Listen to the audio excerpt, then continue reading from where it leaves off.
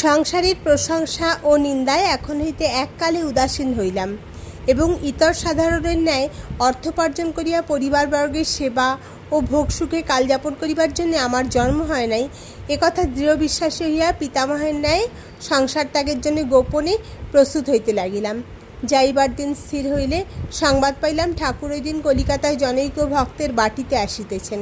ভাবিলাম ভালোই হইল, গুরুদর্শন করিয়া চিরকালের মতো গৃহত্যাগ করিব।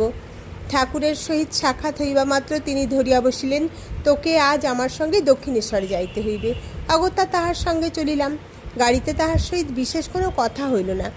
দক্ষিণেশ্বরে পৌঁছিয়া অন্য সকলের সহিত কিছুক্ষণ তাহার গৃহমধ্যে উপবিষ্ট রহিয়াছি, এমন সময়ে ঠাকুরের ভাবাবেশ হইল। দেখিতে দেখিতে তিনি সহসা নিকটে আসিয়া আমাকে সস্নেহে ধারণপূর্বক সজল নয়নে গাহিতে লাগিলেন। কথা কহিতে ডরাই, না কহিতেও ডরাই। আমার মনে সন্দেহ হয় বুঝি তোমায় হারাই হারাই। অন্তরের প্রবল ভাবরাশি এতক্ষণে সযত্নে রুদ্ধ রাখিয়াছিলাম, আর বেগ সংবরণ করিতে পারিলাম না। ঠাকুরের ন্যায় আমারও বক্ষ নয়নধারায় প্লাবিত হইতে লাগিল। নিশ্চয় বুঝিলাম ঠাকুর সকল কথা জানিতে পারিয়াছেন।